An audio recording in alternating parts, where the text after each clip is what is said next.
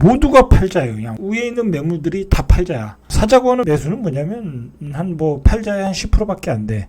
뭐 예를 들어 장기 투자하러 들어오시는 분들 아니면 데이 트레이딩 하시는 분들. 자, 그러니까 이거는 떨어질 수밖에 없는 장이야. 그리고 온 세계가 지금 너무나 안 좋은 상황이에요. 지금 상황 긴축이잖아요. 저수지에서 물을 빼는 거잖아요. 그죠? 그동안 풀렸던 유동성을 뺀다. 지금까지 다 빌려서 집 사고 주식 사고 코인 샀잖아요. 그죠?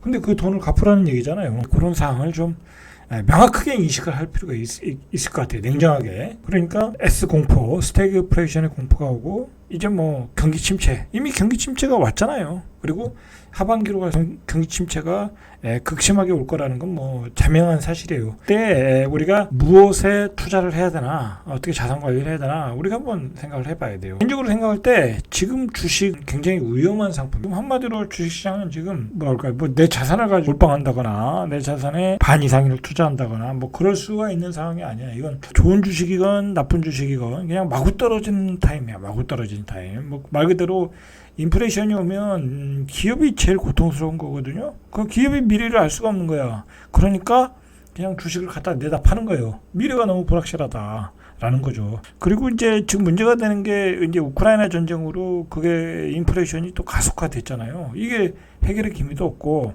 그리고 큰 틀에서 보면 미중러의 패권 전쟁이 시작됐기 때문에 이제는 그 세계화가 깨져버렸어. 세계화를 어떤 세계 경제에 도움을 줬던 것은 저물가였거든요. 한국을 통한 저물가, 러시아의 풍부한 자원. 자, 그런데 그게 깨져버렸잖아요. 이제는 고물가가 당분간 유지될 수밖에 없어요. 그리고 우크라이나 전쟁이 끝난다고 해서 미중러가 냉전이 평화의 모드로 갈 수는 없겠죠. 지금 그런 모드로 갈 수가 없어요. 투자를 좀 미뤄야 될 것 같아요. 그리고 조금 손해를 봤다고 하면 그냥 손절하고 나오는 게 좋아. 자, 그리고 부동산은 한마디로 이번 유동성의 가장 그 큰 수혜를 본 데는 부동산이에요. 그리고 부동산에 이렇게 많이 올라갔던 것은 가수요도 있고 시값이 급등하는 과정에서 더 올라간다고 생각하니까 무리하게 대출 받으신 분들이 있잖아요. 그게 연끌이고.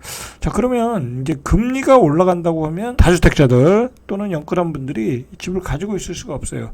그리고 집을 안 가진 사람 입장에서는 집을 살 이유가 없어. 그렇잖아요. 그 고금리인데. 그리고 지금 전세가율이 굉장히 낮거든요. 서울도 50% 넘는 데가 그렇게 많잖아요. 50% 넘는 데가. 한참 그 전세가율이 좋을 때는 70에서 80%, 90%까지 갔는데 굳이 고금리에 내가 대출을 한 50%, 60% 받고 살 필요가 없죠. 뭐 세금도 많이 내는데 전세 살면 되잖아요. 심리로 갈 수밖에 없다라는 거예요. 부동산도 굉장히 안 좋은 시장이다. 혹자는 이렇게 얘기해요. 인플레이션이 오니까 뭐 자산금 가치가 떨어지니까 부동산을 사놓아야 되는 거 아니냐 그렇게 생각하는데, 중요한 거는 뭐냐면 사람들이 이제 뭐 그 금리를 안 올린다는 전제하에서는 그게 맞아요. 금리를 안 올리면 현금은 쓰레기니까. 자, 그런데 현금이 금리를 안 올리고 물가가 폭등하면 그 나라는 그냥 망하는 거야. 그렇잖아요. 경제가 돌아갈 수가 없는 거야. 그 베네수엘라가 되는데 나라를 운영하는 사람들이 그렇게 놔두겠어요? 그렇지 않겠죠? 금리를 올리겠죠. 자, 금리를 폭발적으로 올릴 것이다. 미국이 이제 자이언트 스텝을 그래서 단행한 거고, 우리도 벌써 이제 빅 스텝을 하겠다는 얘기가 한국은행 총재가 이야기하고 있고. 자, 그렇다고 하면 금리가 3%에서 한 4%만 주면 사실은 제일 안전한 곳은 은행이에요. 그러니까 요즘 주식시장이 떨어져도 주식으로 잘 들어오지는 않죠. 그 다음에 부차적으로 괜찮은 것은 금도 관심 있게 봐야 돼요. 금도 올라갈 수 있거든요. 자, 금하고 은행이 가장 안전한 자산 투자처다라고 보시면 돼요. 현재로는 코스피가 이번 주에 2400이 붕괴가 됐었어요. 2440.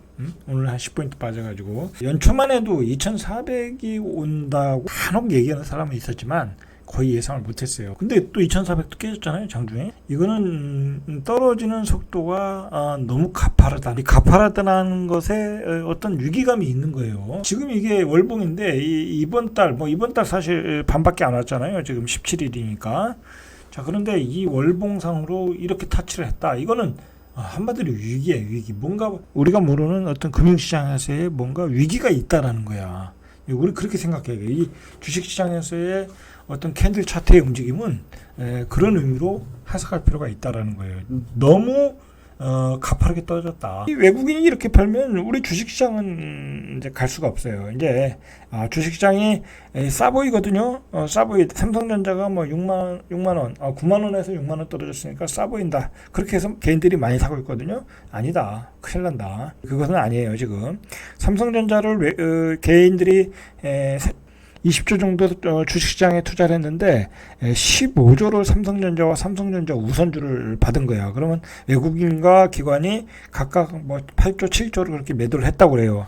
자, 그러니까 이게 시장이 가겠냐고. 어쨌든 가능한 한 시간을 두고 지금은 주식시장 기다려야 될 타임이지 여러분들이 온몸으로 이렇게 막을 때가 아니라는 거예요. 그냥 나는 한 달에 100만 원씩 뭐 아니면 돈이 많은 사람은 1000만 원씩 그렇게 매수하시는 분들은 그렇게 사도 돼요. 자, 그러나 내 재산을 반을 투자한다든지 30%를 투자한다든지 절대 그런 건 안 된다. 내가 그냥 정기적으로 100만 원, 200만 원씩 사더라도 삼성전자는 아니라는 거야. 삼성전자는. 왜냐면 삼성전자를 이렇게 개인들이 받아주면 나중에 올라갈 때 올라갈 수가 없어요. 뭐 그렇게. 자, 이 문제는 뭐냐면 지금 성장주가 그동안 그 버블이 많이 꼈던 성장주가 또 빠지고 있잖아요. 닷컴 버블과 같이. 자, 그런데 성장주와 함께 그 같이 빠지는 이게 자산이 뭐냐면 이 코인이에요. 코인. 자, 코인이 그나마 기업이라는 것은 성장할 수 있다라는 어떤 잠재력이 있고 주식시장에 계속 남아있을 수가 있는데 사실 이 암호화폐라는 것은 우리가 아직 그 활용도가 뭐 검증이 안 됐잖아요. 어떤 코인이든지. 자, 그러니까 이게 빠지기 시작하면 거의 패닉 셀링이야. 미국 최대 암호화폐 거래소 코인베이스 주가가 올 들어 78.1%가 하락했대요. 자, 이렇게 급락을 하고 있어요. 지금 미국의 성장주들도 이거보다 더 빠졌어요. 90% 빠졌어요. 성장주들은. 비트코인 트레저리스에 따르면 마이크로 스트래티지 지난 3월 말 기준 전 세계에서 비트코인을 가장 많이 보유한 기업이에요. 비트코인이 2만 1000달러 밑으로 밀리면 마진콜. 이제 증거금을 추가 납부해야 된다라는 거죠. 자, 이 회사 주가도 올해 들어 69% 빠졌는데 지금이 2800달러, 500달러 뭐 그 정도잖아요. 자, 이미 이제 마진콜 들어갔어요. 이 회사는. 물론 이 회사는 뭐 증거금을 충분히 납부할 수 있다라고 하니까 걱정이 없다고 하는데 어쨌든 더 떨어지면 이 회사도 문제가 되고 이 회사가 무너진다고 하면 굉장한 상징성이 있어요. 비트코인에서는. 왜냐하면 비트코인을 가장 많이 들고 있는 회사가 무너진다고 하면 비트코인은 바닥을 모르게 추락할 수 있다라는 거예요. 자, 우리가 이 비트코인 시장을 관심 있게 봐야 되냐면 이 비트코인이라는 시장은 보니까 또 이것도 다 차입한 거야. 비트코인이 몇만 달러인가 정확히 기억은 안 나는데 어느 정도 올라갔을 때 미국의 기관들이 무지하게 들어왔어요. 그 기업들이 투자한 비트코인이 거의 마진콜 상태다라고 하면 굉장한 그 금융시장, 금융위기를 가지고 올수 있다는 거예요. 그 사람들이 다 레버리지를 몇 배 썼을 거란 말이에요.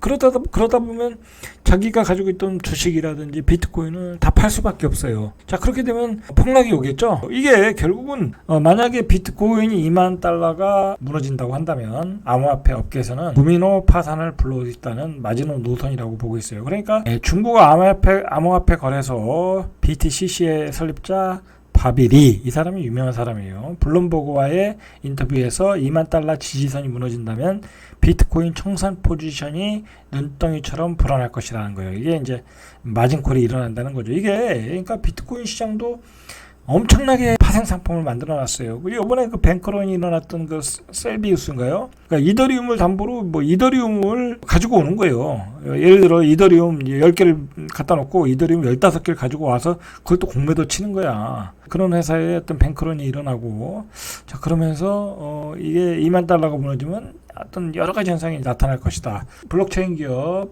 엘레멘터스의 맥스 칼카 최고 경영자는 어제는 루나, 오늘은 세이시우스지만 내일은 또 다른 곳에서 문제가 터질 것이라는 거예요.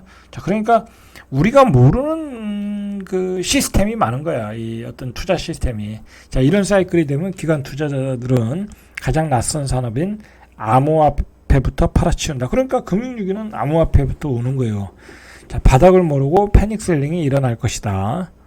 자, 긴축 시대에는 자산 가치가 떨어지는 순서대로 매도한다. 그러니까 암호화폐부터 무너지는 거예요. 무너지면. 자, 그 다음에 주식시장, 그 다음에 부동산이겠죠. 그렇게 되는 거예요. 자, 이게 앞에서 말했듯이 비트코인이 2만 달러를 밑들 경우에 옵션 등 파생 상품 유동화가 발생하며 가격이 더 떨어질 거다. 뭐랄까요? 그 시장을 주도하는 세력이 어떤 그 음모일 수도 있어요. 비트코인에다가 숏을 쳐놓고 이렇게 비트코인을 이제 죽이러 가는 뭐 그러한 또 시나리오도 우리가 예상할 수 있어요. 지금 현재의 분위기로 봐서는. 그러니까 주식시장이 이렇게 하락 추세에 들면 거기서 돈을 벌 생각을 하면 안 돼. 그냥 떠나야 돼. 제가 보기엔. 안 그러면 그동안 벌었던 거 다 까먹는 거예요. 그리고 떠나고 한참 그 또 하락이 올 때, 완전히 바닥일 때, 모두가 두려워할 때, 뭐 증권사 직원이 도망 다닐 때, 뭐 또 자살 사건이 나올 때, 그럴 때 다시 돈 들고 들어오는 거예요. 지금은 아니라는 거예요. 지금은. 그동안 이제 돈이 많이 풀렸잖아요. 자, 그게 어디서 어떻게 투자했는지 우리는 몰라요. 2008년 금융위기에 얼마나 이상한 모기지 상품을 만들어서 리먼 브라더스가 망할 줄 몰랐잖아요. 마찬가지다. 유동성이 그때보다 더 많이 풀렸는데 그게 코인 시장에 어떻게 들어갔는지, 다른 레버리지 상품에 어떻게 들어갔는지 모른다. 지금 그리고 주식시장이 이렇게 폭락했으면 이제 거의 또 이제 뭐 헤지 펀드들도 작살나는 데도 있을 거란 말이에요. 자, 그러니까 이제 그 유동성이 빠진다. 그 저수지에 물이 빠져야 그 바닥의 실체를 알 수가 있는 거야. 근데 중요한 거는 아직 그 저수지에 물이 다 빠지지 않았잖아요. 그죠? 아직 뭐 긴축을 본격적으로 시작한 게 지금이잖아요. 6월 달이니까. 자, 근데 그 긴축이라는 게 굉장히 지금까지 어떤 역사상 굉장히 그 급격하게 하는 거거든요. 6월, 7월, 8월, 9월 갈수록 저수지의 물은 급격하게 빠지면서 그동안 그 부실한 상품들, 부실한 펀드들의 실체들이 나올 거다. 자, 그러니까 그냥 6월달, 9월달까지는 그냥 가는 거야. 그냥 가는 거야. 그냥 제가 보기에는 뭐 살 필요가 없다. 어떤 상품이든 그냥 채권과 그 다음에 고금리 상품에 넣어놓는 게 최고다 라고 보시면 될 것 같아요. 결론 내겠습니다. 그 주식 투자는 이제 미루고 반등하면 매도하라. 가능한 현금을 확보해라. 자, 그리고 은행 고금리 상품에 담궈둬라. 그리고 기회가 왔을 때 잡아라. 어떻게 보면 지금 현금을 가지고 기다리시면 아주 또 자산을 2배, 3배 불릴 수 있는 타이밍이에요. 뭐 지금 뭐 부동산 시장에서 뭐 무슨 뭐 오피스텔 사라, 뭐 초피 무피다, 뭐 지방에 또 분양권, 뭐 그런 거는 일단 상황을 모르고 철진한 얘기를 하는, 철진한 투자를 하는 거고, 현금을 딱 가지고 있으면 지금 굉장히 그 좋은 주식 엄청나게 떨어지고 있거든요. 역사상 바닥을 찍고 있거든요. 어떻게 보면 바닥을 제세 상승기로 들어가면 3배는 기본, 5배도 나오고 10배도 나올 수 있어요. 뭐 주식은 올라갈 때는 또 거품을 만들고 올라가니까, 자, 이제 그런 주식을 지금 찾아야 되는 거야.